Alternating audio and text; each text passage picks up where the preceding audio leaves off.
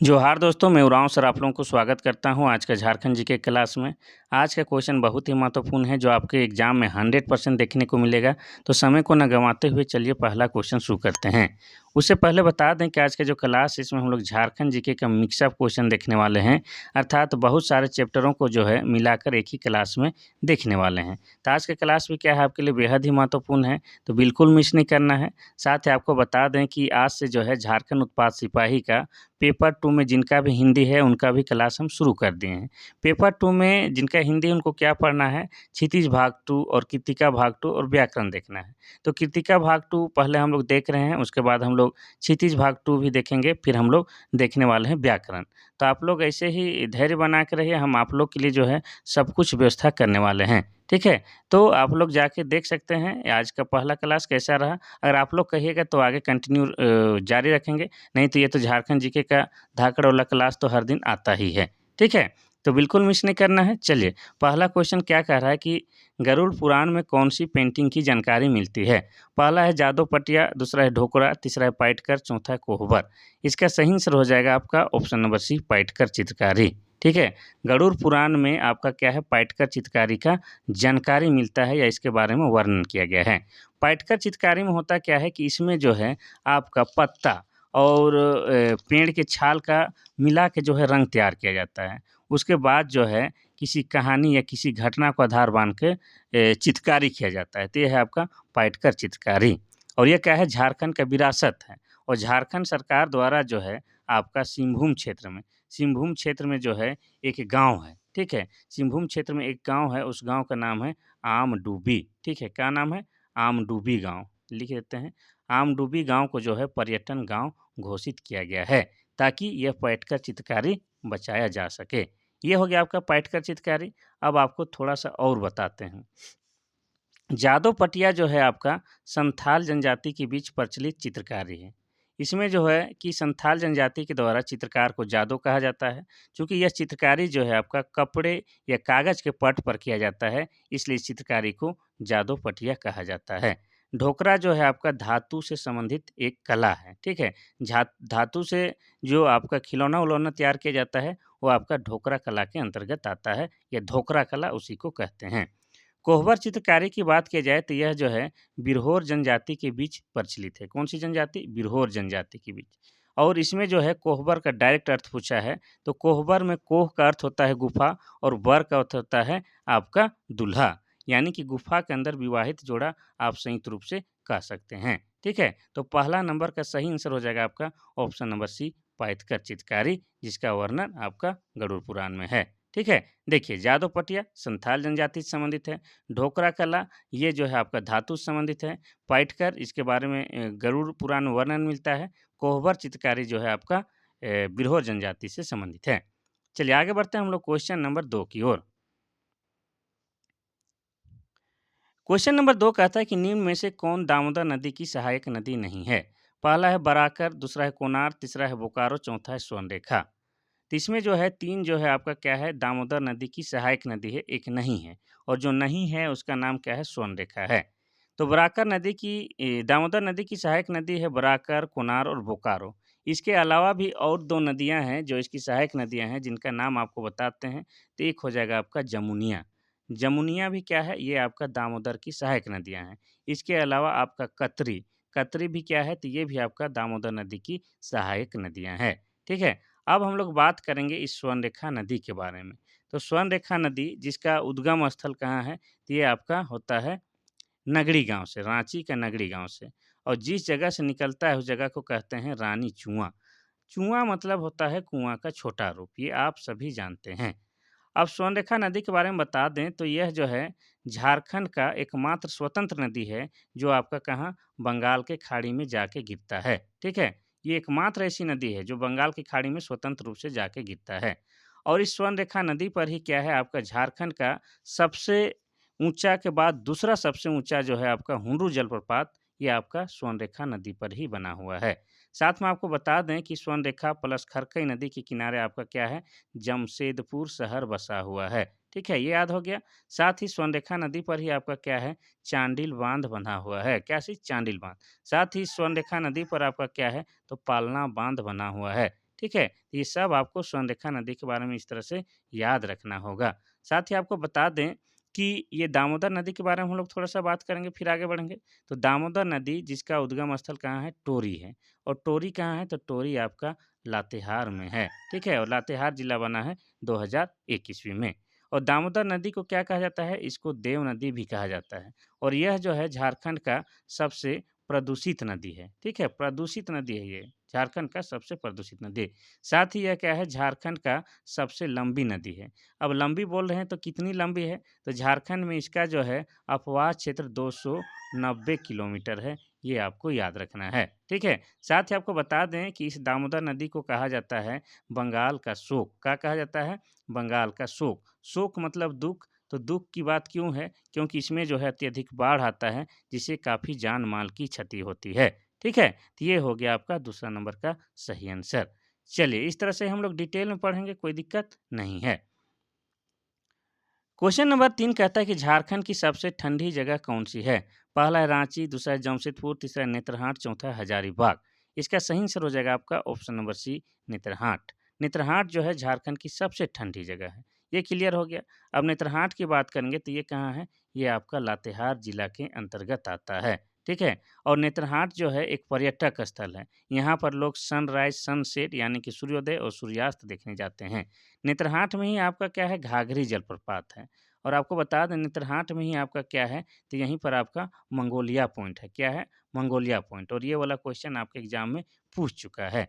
साथ ही आपको ये भी जानना है कि नेतरहाट को क्या कहा जाता है? नेतरहाट को कहा जाता है पहाड़ों की रानी कहा जाता है। साथ ही नेतरहाट को कहा जाता है पहाड़ों की मलिका भी कहा जाता है, या छोटा नागपुर की रानी भी कहा जाता है। ये नेतरहाट के बारे में ही इतना कुछ चर्चा है, ठीक है? और नेतरहाट में क्या है? झारखंड का सबसे अधिक वर्षा कहाँ होता है? तो आपका नेतरहाट में होता है। ठंड भी सबसे ज़्यादा कहाँ? तो नेतरहाट में होता है। तो ये सारी बात जो है नेतरहाट के बारे में याद रखिए, तो नेतरहाट से क्वेश्चन कहाँ पूछेगा।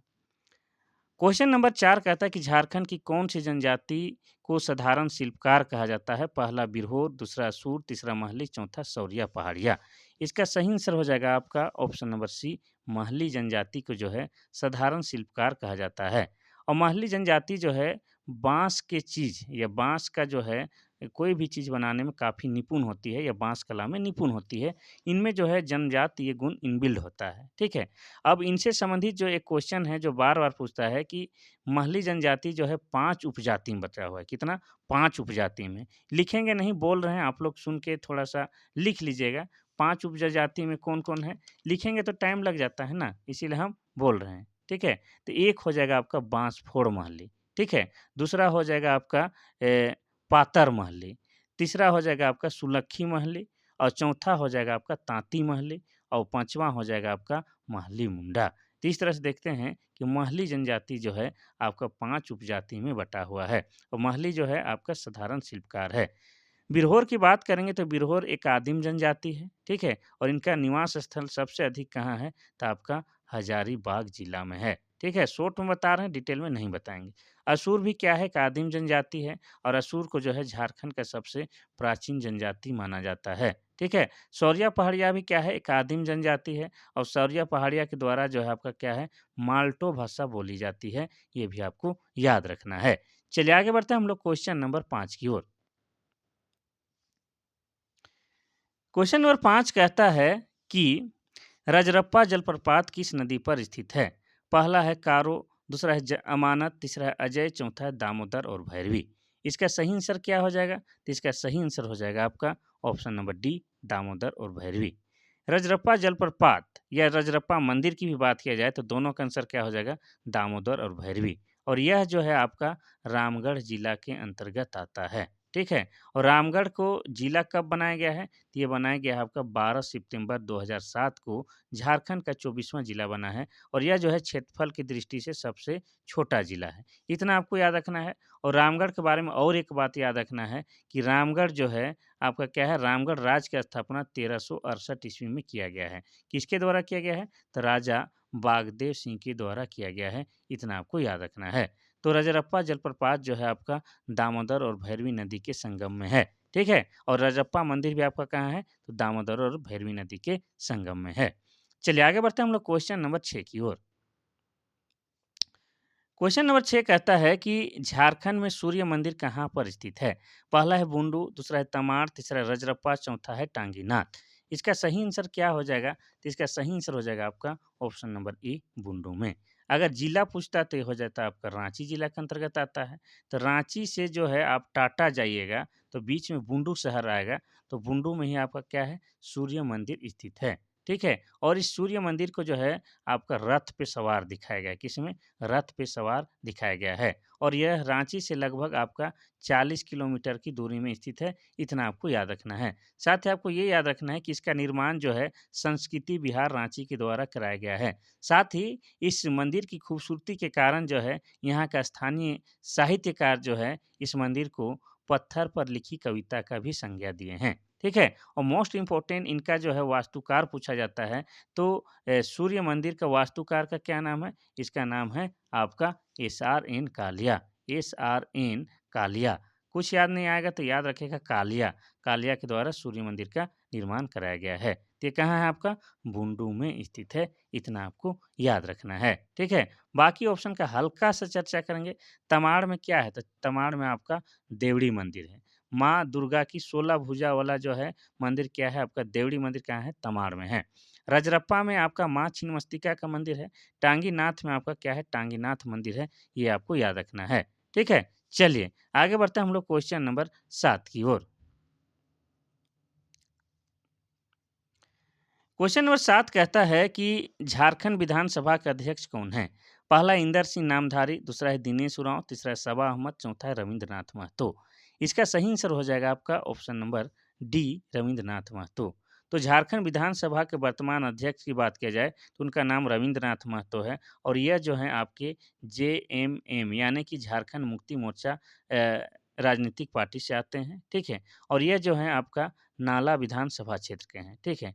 और नाला विधानसभा जो है आपका जामताड़ा जिला के अंतर्गत आता है, ये आपको याद रखना है। और जामताड़ा जिला बना है आपका 2001 ईस्वी में और जामताड़ा को जो है क्या कहा जाता है?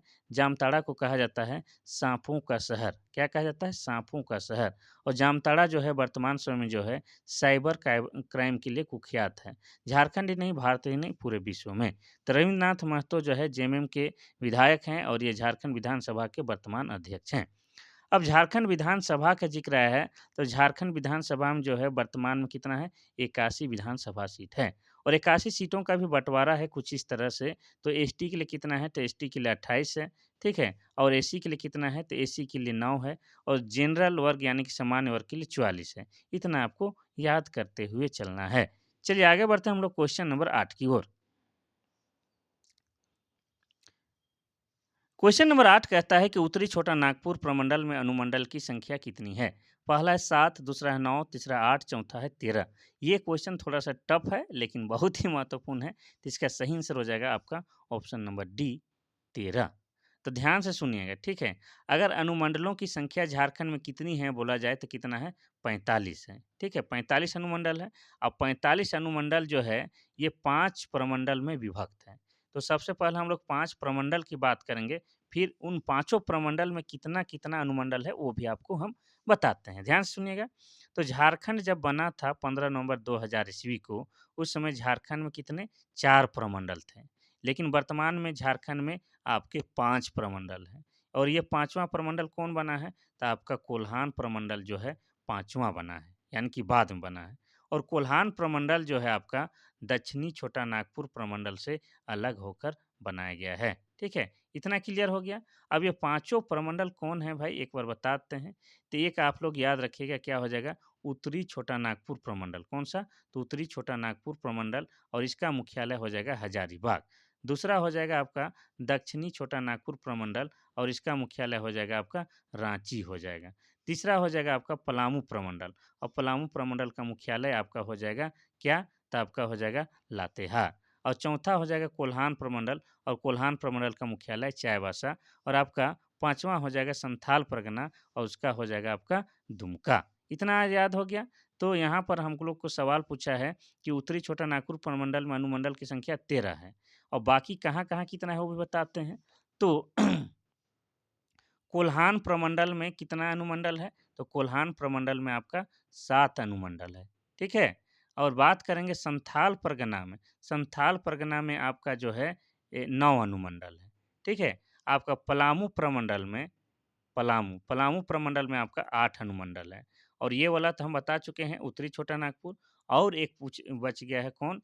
तो आपका दक्षिणी छोटा नागपुर। तो दक्षिणी छोटा नागपुर में भी आपका कितना? तो 8 प्रमंडल है।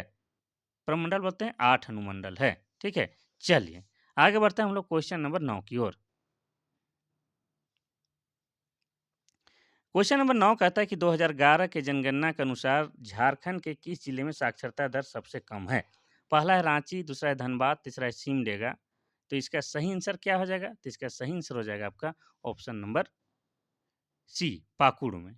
तो आप जानते हैं कि जी, साक्षरता दर किसे कहते हैं? साक्षरता दर मतलब हो गया किसी भी भाषा को अगर आप पढ़ते हैं और उसको लिखने भी सकते हैं, तो आप क्या है साक्षर में गिनती आइएगा। आप 1 क्लास पढ़ें, 2 क्लास उससे मतलब नहीं। किसी भी भाषा को कोई व्यक्ति अगर लिख और पढ़ सकता है, उसको साक्षर गिना जाता है।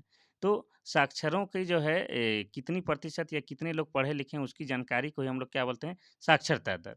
और 2011 के जनगणना के अनुसार जो है, झारखंड की साक्षरता दर 66.4 है। इसी को हम लोग 40 भी कह सकते हैं। जिसमें सबसे अधिक साक्षरता दर वाला जिला आपका रांची है। चाहे पुरुष साक्षरता दर की बात करेंगे, चाहे महिला साक्षरता दर की बात करेंगे, दोनों ही मामले में रांची आगे है। और पाकुड़ साक्षरता दर में सबसे पीछे है। चाहे पुरुष साक्षरता दर की बात करेंगे, चाहे महिला, दोनों ही मामले में आपका पाकुड़ सबसे पीछे है। लेकिन पाकुड़ और एक चीज़ के लिए फेमस है और किस चीज़ के लिए वो आपको बताते हैं। तो पाकुड़ जो है आपका पत्थर पत्थर प्लस बीड़ी, ये 2 चीज़ के लिए पाकुड़ आपका फ़ेमस है, ठीक है? चलिए, आगे बढ़ते हैं हम लोग क्वेश्चन नंबर 10 की ओर। क्वेश्चन नंबर 10 कहता है कि झारखंड में अंजन धाम किस भगवान की जन्मस्थली मानी जाती है? पहला है भगवान शिव, दूसरा है हनुमान, तीसरा है कृष्णा, चौथा है श्री राम। इसका सही आंसर क्या हो जाएगा? तो इसका सही आंसर हो जाएगा आपका option number B, Hanuman. Hanuman यानी कि बजरंगबली का जन्मस्थली अंजन धाम कहलाता है, ठीक है? और ये अंजन धाम कहाँ है? तो गुमला जिला में, ठीक है? गुमला जिले के अंजन धाम गाँव में है, ठीक है? गुमला जिले में। और गुमला जिला बना है आपका 1983 में, इतना आपको याद रखना है। ठीक है? तो हमारा गुमला ज़िला भी क्या है ऐतिहासिक है या तो धार्मिक स्थल है, ये आप कह सकते हैं। बजरंगबली का भी जन्म गुमला ज़िला में हुआ है। मेरा भी जन्म कहाँ हुआ है? गुमला ज़िला में हुआ है। ठीक है? तो अंजन धाम जो है बजरंगबली का जन्मस्थली है। क्योंकि आप सभी जानते हैं कि बजरंगबली अर्थात हनुमान जी की मम्मी का नाम अंजनी था। तो उन्हीं के नाम पर उस जगह को आंजन धाम कहा जाता है। चलिए आगे बढ़ते हैं हम लोग क्वेश्चन नंबर 11 की ओर। क्वेश्चन नंबर 11 कहता है कि उत्तरी कोयल नदी का उद्गम स्थल कहाँ है? पहला रांची के पठार के मध्य भाग, दूसरा है छोटा नागपुर पठार, तीसरा है त्रिकुट की पहाड़ी, चौथा इनमें से कोई नहीं। इसका सही आंसर हो जाएगा आपका ऑप्शन नंबर ए, रांची के पठार के मध्य भाग क्या है? उत्तरी कोयल नदी का उद्गम स्थल। अगर एग्जैक्ट बोला जाए तो क्या है? रांची का पिस्का गांव, ठीक है? रांची के पिस्का गांव से क्या है आपका उत्तरी कोयल नदी निकलती है। और उत्तरी कोयल नदी के सहायक नदी का नाम क्या है? औरंगा। क्या है? औरंगा हो जाएगा। दूसरा क्या हो जाएगा? दूसरा हो जाएगा अमानत हो जाएगा। तीसरा क्या हो जाएगा? तो तीसरा हो जाएगा आपका बूढ़ा नदी। ये सब क्या है? तो ये जो है आपका उत्तरी कोयल की सहायक नदी है। और उत्तरी कोयल जो है खुद क्या है? ये सोन नदी की सहायक नदी है। ठीक है? किनकी? सोन नदी की सहायक नदी है। इतना आपको याद रखना है। और इस बूढ़ा नदी पर ही आपका क्या है? लोध जलप्रपात, जो कि झारखंड का सबसे ऊँचा जलप्रपात है। ठीक है? तो हो जाएगा आपका ऑप्शन नंबर ए, रांची के पठार के मध्य भाग से उत्तरी कोयल निकलती है। ठीक है? चलिए आगे बढ़ते हैं हम लोग क्वेश्चन नंबर 12 की ओर। क्वेश्चन नंबर 12 कहता है कि शिबू सोरेन झारखंड के मुख्यमंत्री के रूप में कितनी बार सेवा की है? पहला है 3, दूसरा है 4 और तीसरा है 1, चौथा है 2। तो आपको बता दें कि शिबू सोरेन जो है आपके झारखंड के महान व्यक्तित्व हैं और इनसे संबंधित क्वेश्चन 100% आएगा क्योंकि इनका जो है निधन हो गया है, देहांत हो गया है। तो इनके बारे में जो-जो पूछा जा सकता है वो आपको थोड़ा-सा हम बता देते हैं। ठीक है? तो इसका तो सबसे पहले बताएँ कि उत्तर क्या हो जाएगा? ऑप्शन नंबर ए, झारखंड का ये 3 बार सीएम बन चुके हैं। ठीक है? और शिबू सोरेन को जो है कहा जाता है क्या? गुरुजी। गुरुजी भी कहा जाता है और इन्हें जो है प्यार से दिसोम गुरु भी कहा जाता है। क्या कहा जाता है? तो दिसोम गुरुजी भी कहा जाता है, ये आपको याद रखना है। और ये जो है माननीय हमारे जो हेमंत सोरेन हैं, उनके पिताजी हैं, आप सभी जानते हैं। और शिबू सोरेन को द्वारा 1973 में जो है जेएमएम की स्थापना की गई थी। इनमें और भी सदस्य थे, लेकिन उस स्थापना वाला व्यक्ति में आपका कौन? शिबू सोरेन भी शामिल थे। ठीक है? इतना आपको याद रखना है। साथ ही आपको बता दें कि शिबू सोरेन जो है, इनका जन्म कहाँ हुआ? रामगढ़ गाँव में। रामगढ़ गाँव में भी रामगढ़ जिला में भी इनका गाँव का नाम क्या है? इनका गाँव का नाम है नेमरा और इनका जन्म हुआ है 1944 ईस्वी में। इतना आपको याद रखना है और इनकी मृत्यु कब हुई? तो इनकी मृत्यु हुई है 4 अगस्त। 4 अगस्त 2025 को इनकी मृत्यु हुई है। इतना आपको याद रखना है। ठीक है? चलिए, तो शिबू सोरेन के बारे में आपको और भी कुछ जानकारी है याद तो याद कीजिए और जो बताएँ उसको भी। इनसे संबंधित क्वेश्चन 100% पूछेगा। ठीक है? चलिए, आगे बढ़ते हैं हम लोग क्वेश्चन नंबर 13 की ओर। क्वेश्चन नंबर 13 कहता है कि झारखंड के गिरिडीह जिला का कुल क्षेत्रफल कितना है? पहला है 2145.56 वर्ग किलोमीटर, दूसरा है 4853.56 वर्ग किलोमीटर, चौथा है तीसरा है 8792 वर्ग किलोमीटर और चौथा है 6547 वर्ग किलोमीटर। इसका सही आंसर क्या हो जाएगा? ठीक है, गिरिडीह जिला की बात कर रहा है, तो इसका सही आंसर हो जाएगा आपका ऑप्शन नंबर बी, 4853.56 वर्ग किलोमीटर। ये गिरिडीह जिला का क्षेत्रफल है। ठीक है? अब गिरिडीह जिला की बात करेंगे तो ये जिला बना है आपका कब? तो 4 दिसंबर। 4 दिसंबर 1972 को गिरिडीह को एक जिला बनाया गया है। ठीक है? और वर्तमान में गिरिडीह जिले में कितने अनुमंडल हैं? तो 4 अनुमंडल हैं और उन 4 अनुमंडल कौन-कौन हैं? तो वो भी आपको बताते हैं। तो गिरिडीह जिला में 4 अनुमंडल में एक हो जाएगा आपका बगोदर। कौन हो जाएगा? एक हो जाएगा बगोदर। दूसरा क्या हो जाएगा? तो आपका दूसरा हो जाएगा डुमरी। ठीक है? डुमरी। तीसरा क्या हो जाएगा? तो तीसरा हो जाएगा खोरी, खोरी और चौथा हो जाएगा सरिया। तो इस तरह से देखते हैं कि गिरिडीह जिला में जो है आपका 4 अनुमंडल पाया जाता है। इसके अलावा आपको बता दें प्रखंड कितना है? तो गिरिडीह जिला में आपके 13 प्रखंड है। कितना? 13 प्रखंड और विधानसभा क्षेत्र कितना है? तो 6 विधानसभा क्षेत्र हैं। 6 विधानसभा कौन-कौन है? आपको बोल के बताते हैं। तो एक हो जाएगा आपका गिरिडीह, दूसरा बगोदर, तीसरा डुमरी, चौथा धनवार, चौथा पाँचवाँ जमुआ और छठा गांडे। इस तरह से हम लोग देखते हैं कि गिरिडीह जिला में जो है 6 विधानसभा क्षेत्र हैं। चलिए, आगे बढ़ते हैं। आगे बढ़ने से पहले आपको बता दें कि गिरिडीह जिला में ही आपका क्या है, तो पारसनाथ की पहाड़ी है, जो कि झारखंड की सबसे ऊँची पर्वत श्रृंखला है। चलिए, आगे बढ़ते हैं।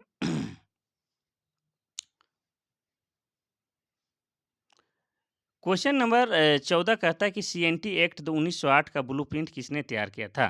पहला है जॉन एच हाफमैन, दूसरा है एडवर्ड गेट, तीसरा है रामेश्वर लाल, चौथा है एस जे बोस। इसका सही आंसर क्या हो जाएगा? तो इसका सही आंसर हो जाएगा आपका option number A, John H Hopman. तो सीएनटी एक्ट इसी को कहा जाता है छोटा नागपुर टेनेंसी, यानी कि छोटा नागपुर काश्तकारी अधिनियम। और यह जो है आपका भूमि से संबंधित कानून है। ठीक है? और यह पारित हुआ है कब? तो ये पारित हुआ है आपका 11 नवंबर 1908 ईस्वी को पारित हुआ है। इतना आपको याद रखना है और यह भूमि से संबंधित कानून है। और झारखंड में वर्तमान में जो 24 जिला है, उनमें से 18 जिला में आपका सीएनटी एक्ट लागू है। ठीक है? इतना आपको याद रखना है। और आपके बाकी जो 6 जिला है, उसमें एसपीटी एक्ट यानी कि संथाल परगना टेनेंसी एक्ट वहाँ पर लागू है। तो ये भूमि संबंधित कानून है, इतना आपको याद रखना है और इसका ब्लूप्रिंट तैयार करने वाला आदमी जॉन एच हाफमैन है। चलिए, आगे बढ़ते हैं हम लोग क्वेश्चन नंबर 15 की ओर।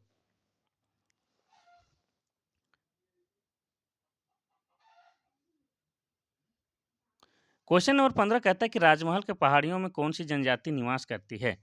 पहला है बिरहोर, दूसरा है सूर, तीसरा है महली, चौथा है सौरिया पहाड़िया। इसका सही आंसर क्या हो जाएगा? इसका सही आंसर हो जाएगा आपका ऑप्शन नंबर डी, सौरिया पहाड़िया।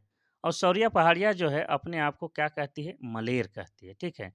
मलेर कहलाना पसंद करती है सौरिया पहाड़िया। और सौरिया पहाड़िया जो है 2011 के जनगणना के अनुसार जो 32 जनजाति है, उन्हीं में से 8 क्या है आदिम जनजाति और उस 8 आदिम जनजाति में एक आपका क्या है? सौरिया पहाड़िया। और ये जो सौरिया पहाड़िया जो है आपका माल्टो भाषा बोलती है। ठीक है? माल्टो। और माल्टो भाषा जो है आपका द्रविड़ भाषा परिवार के अंतर्गत आता है, ये आपको याद रखना है। ठीक है? चलिए, आगे बढ़ते हैं। उससे पहले और हल्का सा बताते हैं कि बिरहोर भी क्या है? आदिम जनजाति है। असुर भी क्या है? आदिम जनजाति है। और महली जो है आपका जनजाति है और इसी को क्या कहा जाता है? साधारण शिल्पकार कहा जाता है। Question number 16। क्वेश्चन नंबर 16 कहता है कि झारखंड में सरहुल का त्योहार किस ऋतु में मनाया जाता है? पहला है पतझड़, दूसरा है गर्मी, तीसरा है सर्दी, चौथा है बसंत। इसका सही आंसर क्या हो जाएगा? तो ऑप्शन के अकॉर्डिंग जो है इसका सही आंसर हो जाएगा ऑप्शन नंबर डी, बसंत में मनाया जाता है। लेकिन अगर आपसे पूछे कि किस महीने में मनाया जाता है, कब मनाया जाता है, तो बता दें कि सरहुल जो है आपका चैत्र माह के शुक्ल पक्ष के तृतीय को मनाया जाता है। ठीक है? और सरहुल जो है क्या है? झारखंड की जनजातियों का सबसे बड़ा त्योहार है, सबसे बड़ा त्योहार है। और इस सरहुल त्योहार में जो है आपका क्या है, साल वृक्ष की पूजा की जाती है, ठीक है? और साल वृक्ष क्या है, झारखंड का राजकीय वृक्ष है, ये भी आपको याद रखना है, ठीक है? और सरहुल को जो है उरांव जनजाति को लोग क्या कह के पुकारते हैं, तो खद्दी कह के पुकारते हैं, ठीक है? खद्दी कहते हैं आपका उरांव जनजाति के लोग, और ये जो है आपका बसंत में मनाया जाता है, ठीक है? चलिए आगे बढ़ते हैं हम लोग क्वेश्चन नंबर 17 की ओर।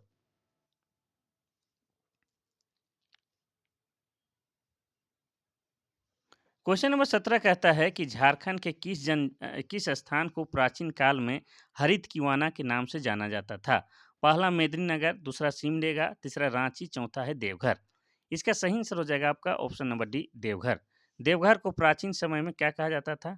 हरित किवाना कहा जाता था। और देवघर जो है ये जिला बना है 1983 ईस्वी में।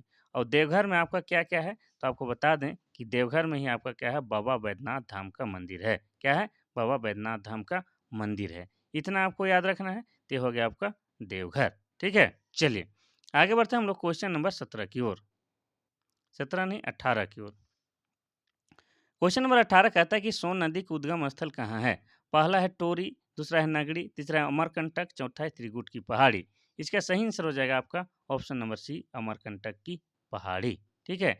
तो सोन नदी जो है आपका कहाँ से निकलता है? एमपी, एमपी बोले तो मध्य प्रदेश। मध्य प्रदेश में कहाँ? अमरकंटक के मैकाल पर्वत से निकलता है। और यह नदी झारखंड के गढ़वा, ठीक है? झारखंड के गढ़वा प्लस पलामू जिलों के मध्य सीमा बनाती है। और इसकी सहायक नदी कौन है? तो सोन नदी की सहायक नदी हम लोग का कौन सा है? तो उत्तरी कोयल नदी है। ये भी आपको याद रखना है, ठीक है? और इसका मुहाना जो है गंगा नदी है। किसका? सोन नदी का मुहाना गंगा नदी है। ये भी आपको याद रखना है, ठीक है? देखिए, यहाँ पर जो विकल्प में है टोरी, टोरी से कौन नदी निकलता है? टोरी से आपका दामोदर नदी निकलता है, ठीक है? नगड़ी से कौन नदी? नगड़ी से आपका स्वर्णरेखा नदी निकलता है, ठीक है? त्रिकुट की पहाड़ी से कौन नदी? तो त्रिकुट की पहाड़ी से जो है आपका मोर नदी निकलता है। ये भी आपको याद रखना है। चलिए आगे बढ़ते हैं हम लोग क्वेश्चन नंबर 19 की ओर। क्वेश्चन नंबर 19 कहता है कि भगवान बिरसा जैविक उद्यान झारखंड के किस स्थान में है? पहला है नगड़ी, दूसरा ओरमांझी, तीसरा नामकुम, चौथा है गेतलसूद। इसका सही आंसर क्या हो जाएगा? तो इसका सही आंसर हो जाएगा आपका option number B, Ormanjhi. Ormanjhi कहाँ है? तो ओरमांझी जो है आपका रांची में है। रांची में जो है NH 33, ठीक है? NH 33 में आपका क्या है? ओरमांझी शहर है। और ओरमांझी में ही आपका क्या है? भगवान बिरसा मुंडा जैविक उद्यान बना हुआ है। और कब बनाया गया है? तो 1994 ईस्वी में बनाया गया है। ठीक है, इतना आपको याद रखना है। और यह जो है आपका सपही नदी के तट में है। कहाँ पर है? तो सपही नदी के तट में है। ठीक है, इतना आपको जानना है। Question number 20। क्वेश्चन नंबर 20 कहता है कि प्रोजेक्ट एलिफेंट के अंतर्गत भारत का प्रथम हाथी रिजर्व कहाँ बनाया गया है? पहला है रांची, दूसरा है साहेबगंज, तीसरा है सिंहभूम, चौथा है कोडरमा। इसका सही आंसर हो जाएगा आपका ऑप्शन नंबर सी, सिंहभूम में। ठीक है, सिंहभूम में भी कहाँ? तो सिंहभूम में भी आपका पूर्वी सिंहभूम में बनाया गया है। ठीक है, और पूर्वी सिंहभूम का बात आए तो यह जिला बना है कब? 1990 में। अब आप ये भी जानना चाहिए कि सर ये प्रोजेक्ट एलिफेंट ये कब शुरू किया गया है? तो ये शुरू किया गया है आपका 26 सितंबर, ठीक है? 26 सितंबर 2001 ईस्वी को भारत सरकार द्वारा प्रोजेक्ट एलिफेंट शुरू किया गया है, ठीक है? इसके तहत जो है हाथी को संरक्षित करने का काम शुरू किया गया है, ठीक है? कहाँ पर? तो दलमा में। दलमा कहाँ अभी बता चुके हैं, वो आपका पूर्वी सिंहभूम जिला के अंतर्गत आता है। चलिए आगे बढ़ते हैं हम लोग क्वेश्चन नंबर 21 की ओर। क्वेश्चन नंबर 21 कहता है कि 2011 के जनगणना के अनुसार झारखंड के किस जिले में सबसे कम जनसंख्या घनत्व है? ठीक है, सबसे कम जनसंख्या घनत्व की बात हो रहा है। पहला है रांची, दूसरा है आपका सिमडेगा, तीसरा है धनबाद और चौथा है आपका लोहरदग्गा।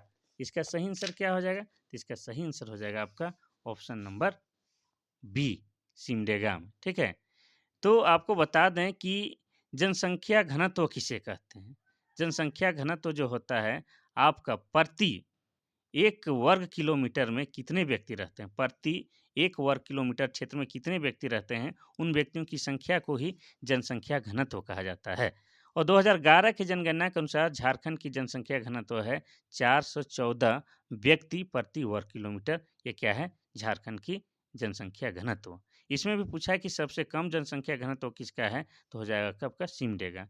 सिमडेगा में कितना है? तो सिमडेगा में 159 है। अगर आपसे पूछता है कि सबसे अधिक जनसंख्या घनत्व कहाँ है, तो हो जाता है आपका धनबाद। ठीक है? तो ये आपको याद रखना है। तो यहाँ पर सिमडेगा हो गया, सिमडेगा में जो है प्रति वर्ग किलोमीटर में कितना रहता है आपका? 159 लोग रहता है। अब सिमडेगा की बात आया है तो ये जो है 2001 में जिला बना है। सिमडेगा में ही आपका क्या है? राम रेखा धाम है। क्या है? राम रेखा धाम है। और सिमडेगा में ही आपका क्या है? गांधी मेला लगता है। ठीक है? गांधी मेला। ठीक है? चलिए आगे बढ़ते हैं हम लोग क्वेश्चन नंबर 22 की ओर। क्वेश्चन नंबर 22 कहता है कि झारखंड में पहला हवाई अड्डा कहाँ बनाया गया था? पहला है जमशेदपुर, दूसरा है धनबाद, तीसरा है हजारीबाग, चौथा है रांची। इसका सही आंसर हो जाएगा आपका क्या? Option number D, Ranchi. Jharkhand में पहला अंतर्राष्ट्रीय हवाई अड्डा कौन सा है? तो आपका रांची में बनाया गया है। रांची में भी कब बनाया है? तो रांची में 1941 में बनाया गया है। ठीक है? और 1941 में और कुछ हुआ था क्या? 1941 में आपका ओल चिकी लिपि का भी आविष्कार किया गया है। और ओल चिकी लिपि का काम क्या है? तो ये जो है आपका संथाली भाषा को लिखने के लिए प्रयोग किया जाता है। और किसने किया था? तो रघुनाथ मुर्मू ने किया था ओल चिकी लिपि का आविष्कार। और 1941 में ही क्या हुआ, हम बोल रहे हैं कि ये जो है आपका हवाई अड्डा का निर्माण किया गया है। और इस हवाई अड्डा का नाम क्या है? तो बिरसा मुंडा हवाई अड्डा है। ठीक है? क्या नाम है? बिरसा मुंडा हवाई अड्डा। और ये रांची में भी कहाँ है? तो रांची में जो अगर आप लोग रहते हैं तो जानिएगा हिनू में है। ठीक है? चलिए आगे बढ़ते हैं। आगे बढ़ने से पहले इसका स्थापना तो बताइए सर। रांची मेरी जान झारखंड की राजधानी है। यह 1899 में जिला बना है। रांची को क्या कहा जाता है? शहीदों का नगर कहा जाता है। क्या कहा जाता है? शहीदों का नगर। साथ ही रांची को क्या कहा जाता है? झरनों का शहर कहा जाता है। साथ ही रांची को क्या कहा जाता है? रांची को झारखंड का शिमला भी कहा जाता है। चलिए आगे बढ़ते हैं हम लोग क्वेश्चन नंबर 23 की ओर। क्वेश्चन नंबर 23 कहता है कि बैद्यनाथ मंदिर का निर्माण किसने करवाया था? पहला है गजघंट राय, दूसरा है पूरनमल, तीसरा है एनी शाह, चौथा इनमें से कोई नहीं। तो इसका सही आंसर क्या होगा? देखिए महत्वपूर्ण सवाल है, इसको आपको जानना ही पड़ेगा। तो इसका सही आंसर हो जाएगा आपका ऑप्शन नंबर बी, पूरनमल के द्वारा। ठीक है? तो गिद्धौर राजवंश के 10वें राजा राजा पूरनमल के द्वारा बैद्यनाथ मंदिर का निर्माण कराया गया था। अब इसके बारे में थोड़ा सा ध्यान से सुनिएगा, हम विस्तार में बताने वाले हैं। तो पहली बात है कि ये बैद्यनाथ मंदिर कहाँ है? तो ये जो है आपका देवघर जिला में है।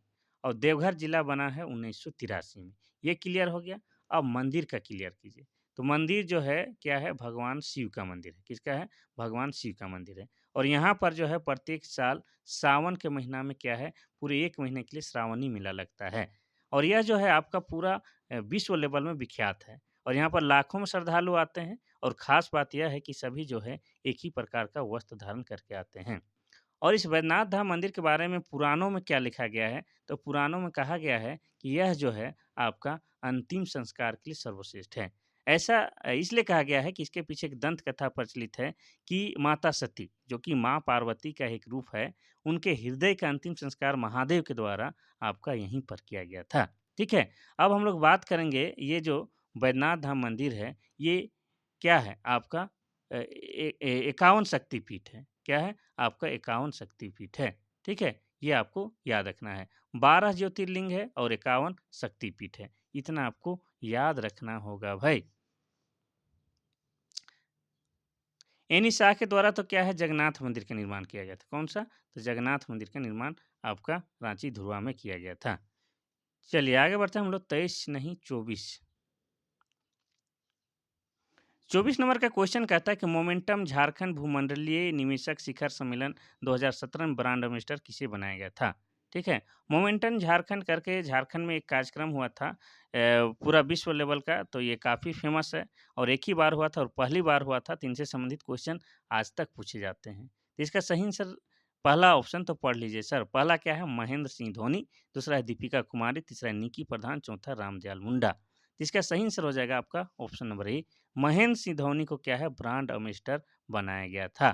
ठीक है, और इस अभियान में जो लोगो बनाया गया था या मस्कट बनाया गया था वो क्या था, युवा हाथी। युवा हाथी को बनाया गया था, और युवा हाथी जो कि उड़ रहा था उसको क्या बनाया गया था, आपका शुभंकर बनाया गया था, मोमेंटम झारखंड का। ठीक है, चलिए आगे बढ़ते हैं। ये कब हुआ था, तो 2017 में हुआ था। ठीक है, इतना आपको याद रखना है।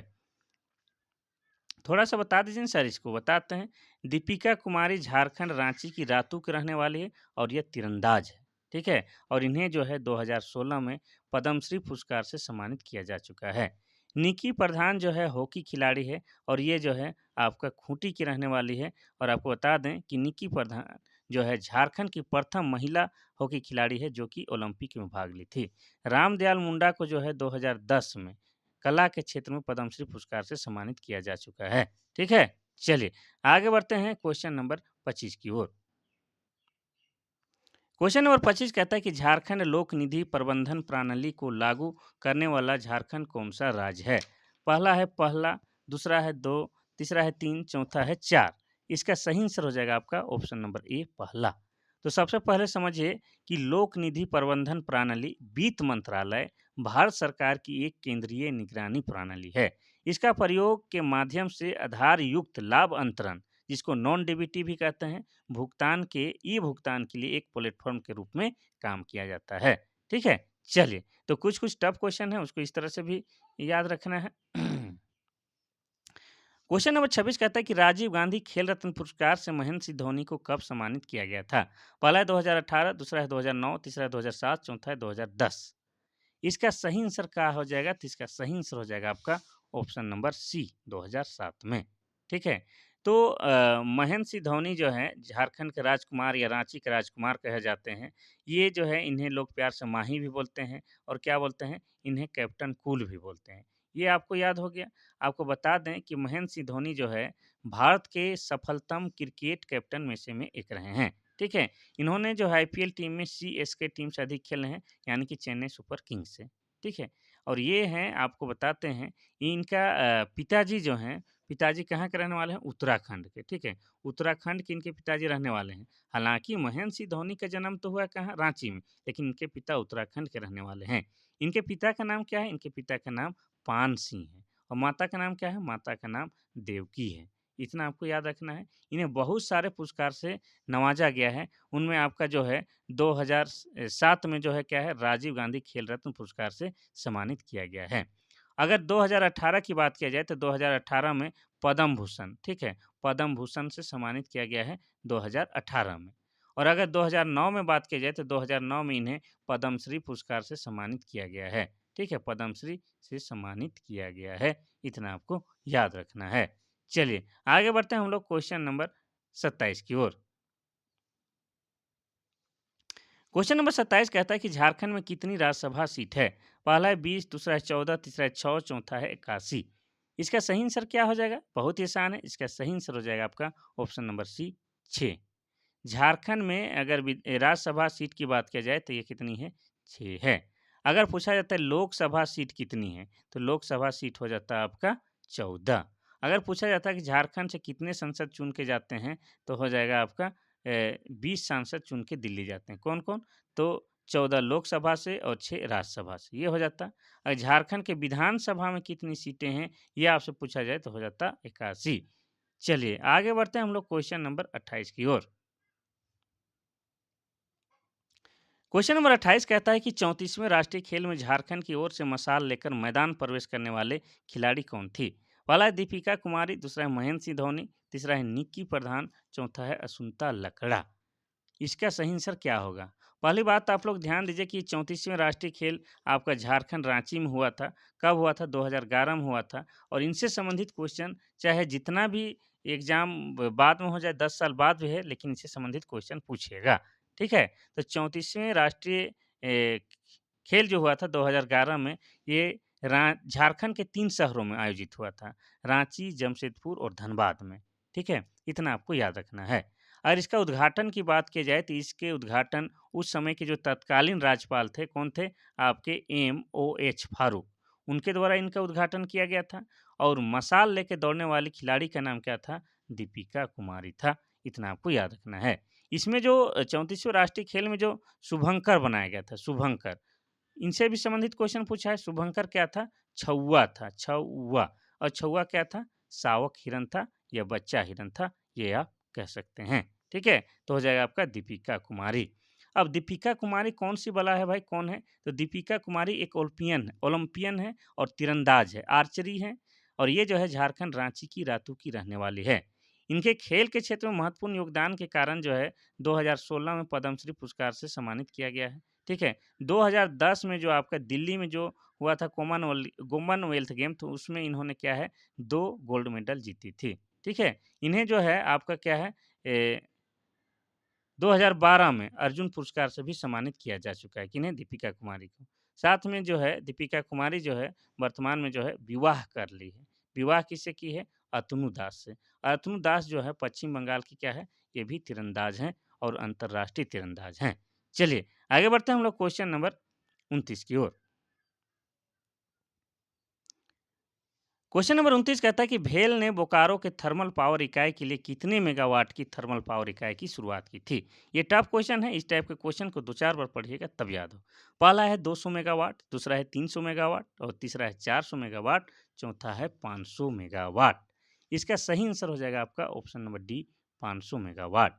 सार्वजनिक क्षेत्र की भारत हेवी इलेक्ट्रिकल लिमिटेड ने झारखंड में 500 मेगावाट की बिजली इकाई चालू करने की घोषणा की है और यह जो है दामोदर घाटी निगम के तहत ही क्या है आपका बोकारो में शुरू किया जाएगा। ठीक है?